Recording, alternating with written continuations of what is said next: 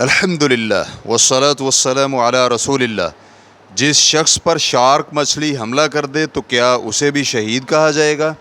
سوال کیا گیا ہے۔ احادیث میں شہداء کی کچھ اقسام بیان ہوئی ہیں جن میں پانی میں ڈوبنے اور درندوں کا شکار ہونے والے لوگ شامل ہیں، تو کیا جس شخص کو شارک جیسی مچھلیاں کھا جائیں وہ مذکورہ دو قسموں یعنی پانی میں ڈوبنے والے اور درندوں کا شکار ہونے والے میں شامل ہوگا؟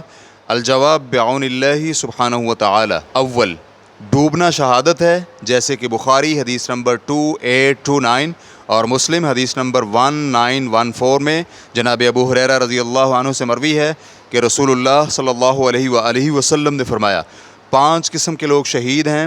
طاعون اور پیٹ کی بیماری سے مرنے والا شہید ہے، غرق ہونے والا اور دب کر مرنے والا بھی شہید ہے، اور اللہ کی راہ میں مرنے والا بھی شہید ہے۔ دوم، کسی درندے کا شکار ہونے والے شخص کے بارے میں بھی امید کی جا سکتی ہے کہ وہ بھی شہداء میں شامل ہو۔ حافظ ابن حجر رحمہ اللہ کہتے ہیں، طبرانی میں ابن مسعود کی صحیح سند کے ساتھ روایت ہے، جو شخص پہاڑ سے گر جائے یا درندے کھا جائیں یا سمندر میں ڈوب جائے تو اللہ کے ہاں وہ بھی شہید ہے۔ ریفرنس کے لیے دیکھیے فتح الباری جلد نمبر 6 صفحہ نمبر 44۔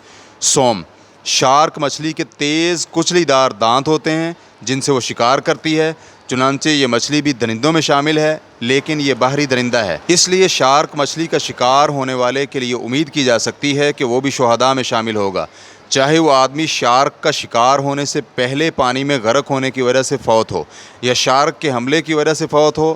ہر دو صورت میں انشاءاللہ شہادت ہی تصور ہوگی، اور اگر مرنے کے بعد کسی کو سمندر برد کیا گیا اور پھر وہ شارک کا شکار ہو گیا تو ایسے میں شہید تصور نہیں ہوگا۔ واللہ تعالی اعلم۔ اسلام کیو اے ریکارڈنگز، مؤسسۃ الشیخ محمد صالح المنجد، المملکۃ العربیۃ السعودیہ، فتویٰ نمبر 217299۔ والسلام علیکم ورحمۃ اللہ وبرکاتہ۔